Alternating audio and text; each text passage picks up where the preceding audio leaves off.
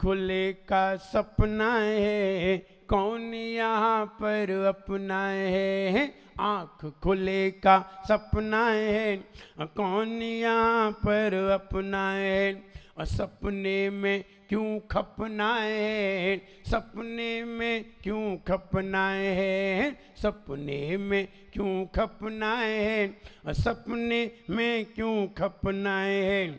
सपना अपना मत मानो, अपना ही अपना जानो। सपना अपना मत मानो, अपना ही अपना जानो।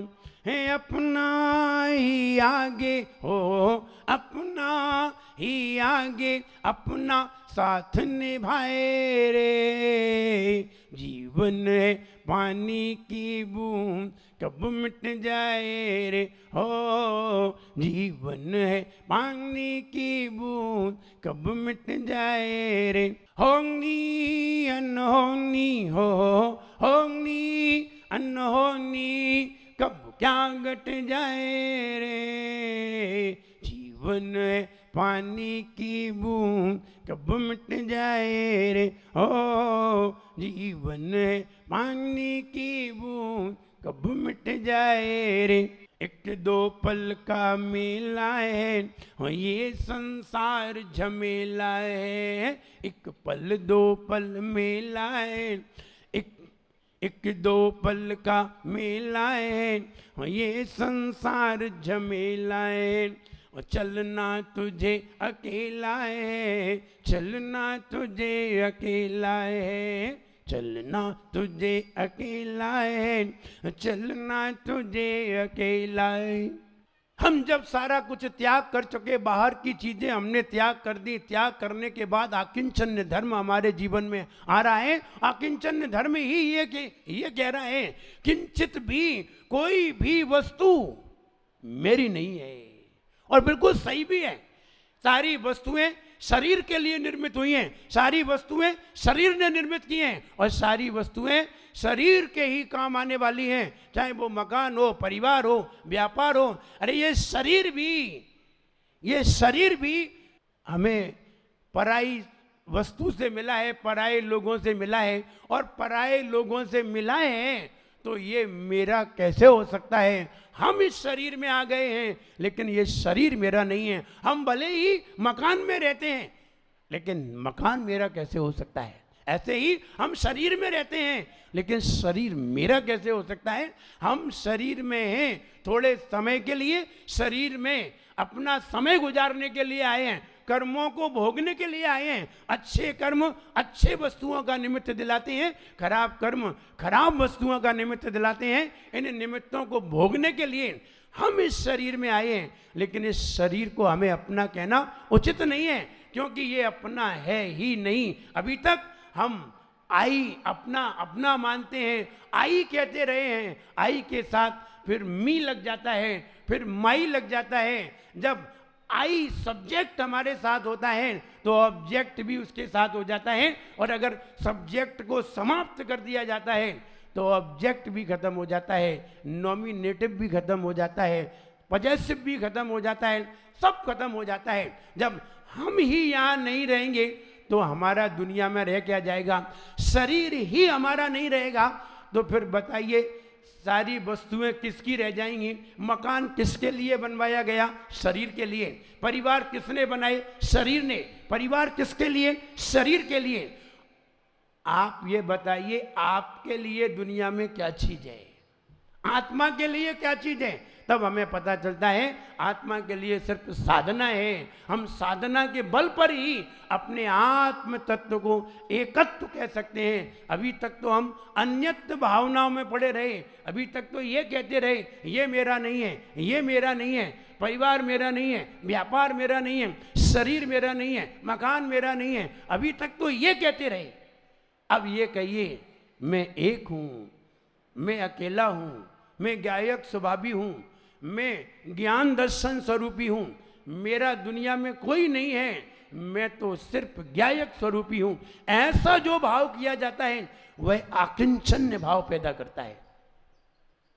और जब तक हम अपने आप को अकेला महसूस नहीं करेंगे, जब तक हम सबसे दूर नहीं हटेंगे, तब तक हम आकिंचन्य धर्म को नहीं अपना सकते। इसलिए साधना की अलमस्त दशा है आकिंचन्य। जब हम आत्म ध्यान में लीन हो जाते हैं, जब आत्म ध्यान में लीन होकर के ज्ञायक स्वरूपी अपने आप को समझते हैं, तब हमें संसार में कुछ भी अपना दिखाई नहीं देता, ये शरीर भी अपना दिखाई नहीं देता।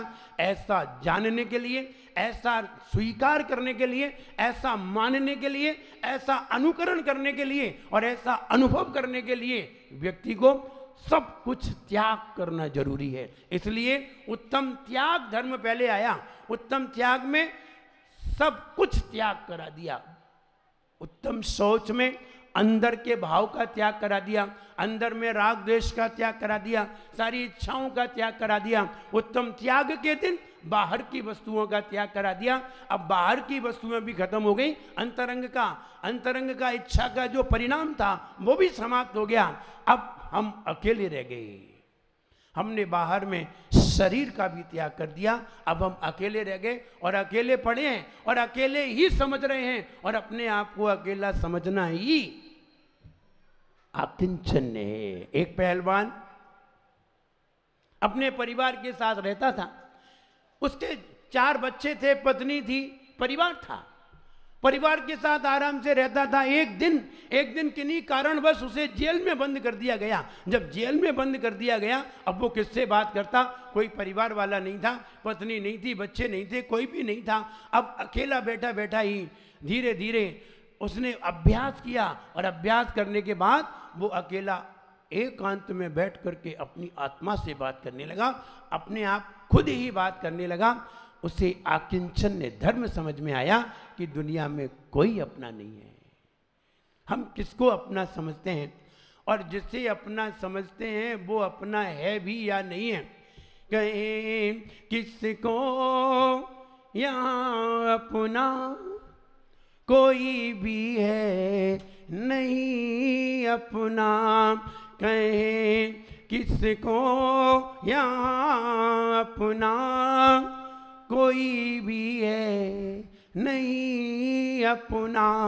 जिसे कह के मर जाते मगर वो भी नहीं अपना, कहीं किसको यहाँ अपना कोई भी है नहीं अपना, कहीं किसको यहाँ अपना कोई भी है नहीं अपना।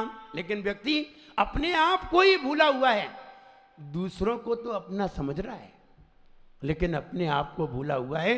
मुझे वो बात याद आती है, नाव में जब 10 व्यक्ति बैठ करके नदी पार करने लगे, और नदी पार करके जब दूसरी तरफ नाविक ने उन्हें उतारा और उतार करके उन्हें खड़ा किया और उनसे कहा, आप गिन लीजिए आप सारे लोग आ गए कि नहीं। और उसने गिने, 1 2 3 4 5 6 7 8 9, 10वां गायब था।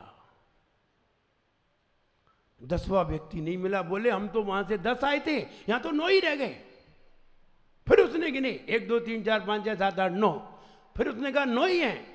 लेकिन नाविक ने जब गिने तो 10 थे, और उसने गिनी तो 9 थे। उसने तीसरी बार फिर गिन के बताए तो उसने कहा, आप अपने आप को भी गिन लीजिए। आदमी अपने आप को ही भूला है, दुनिया को तो गिन रहा है लेकिन अपने आप को भूला है। और अपने आप को ही भूल गया है, इसलिए वह कहीं भी सुख की प्रतीति नहीं कर पाता।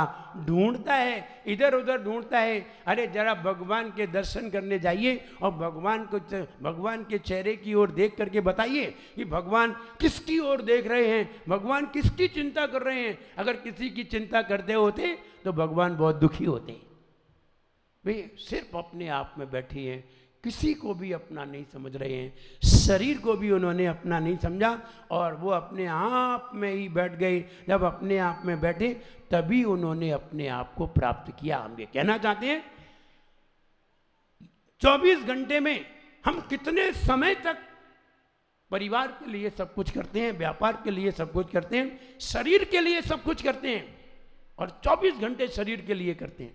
सवेरे उठे तो नहाने धोने लगते हैं शरीर के लिए, मंदिर गए, मंदिर जाने के बाद हम दुकान पे गए तो शरीर के लिए, और दुकान से आए खाना खाया तो शरीर के लिए।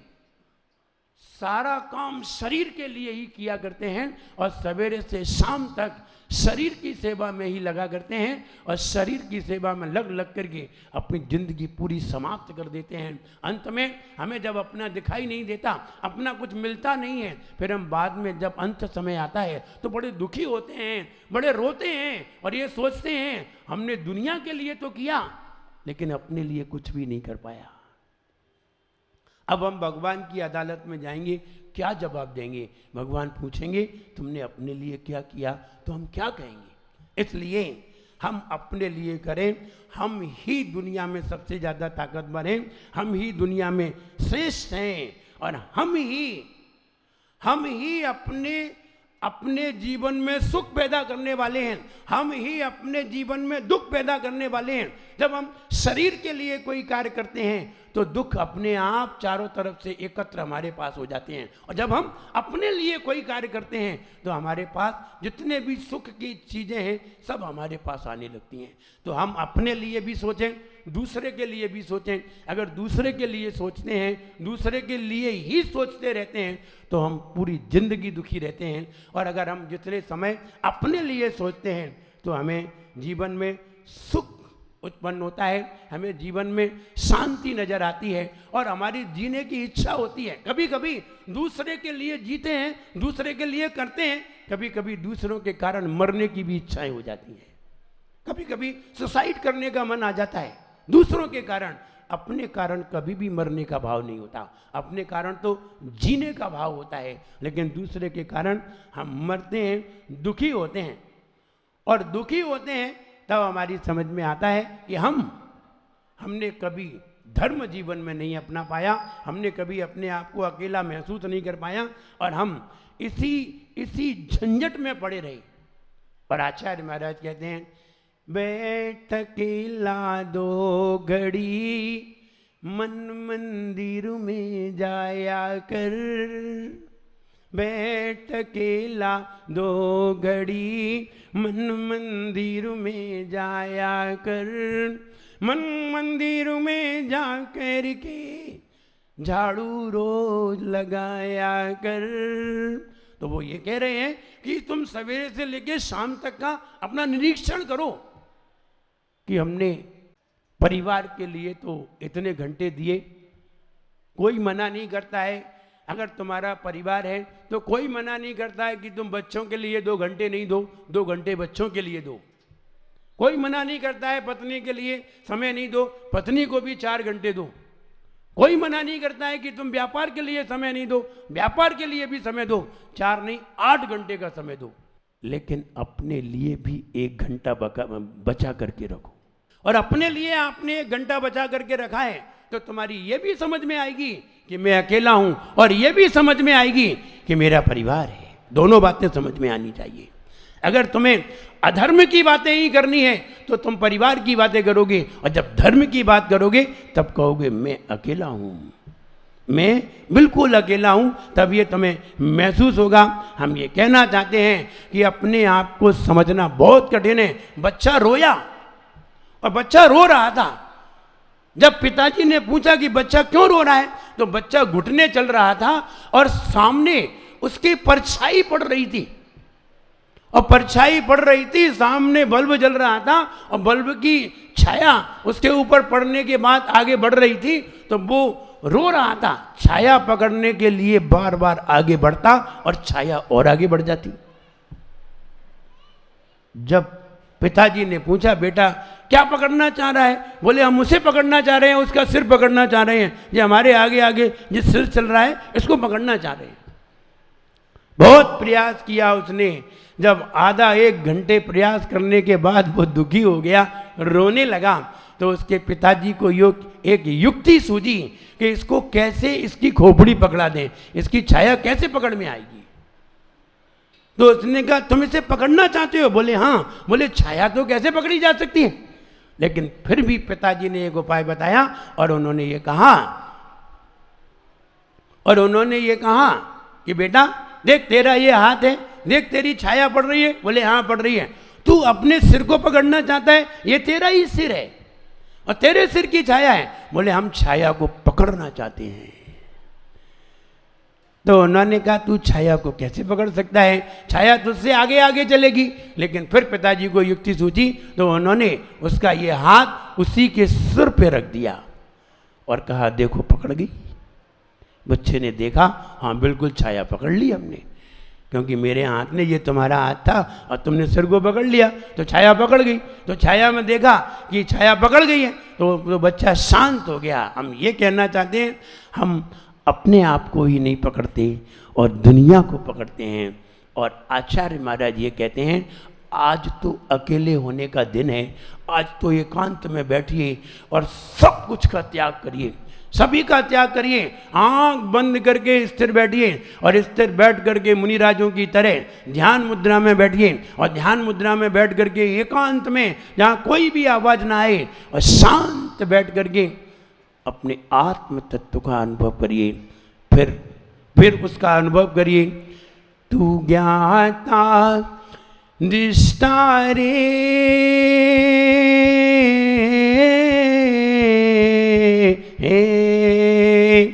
तेरा रूप न जाने कोई, तेरा रूप न जाने को।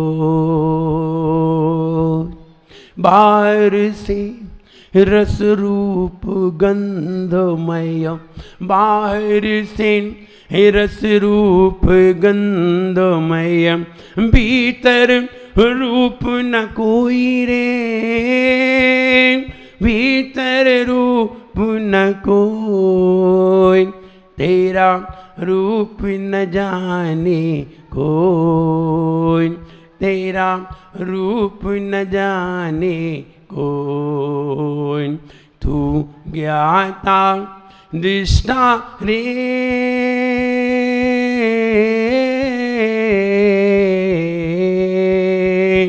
तेरा रूप न जाने कोई, तेरा रूप न जाने को।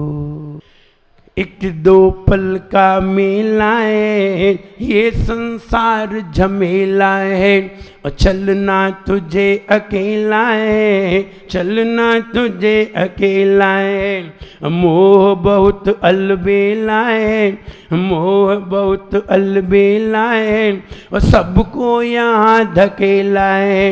इनकी बातों में हो, इनकी बातों को तुम दूर हटाओ रे।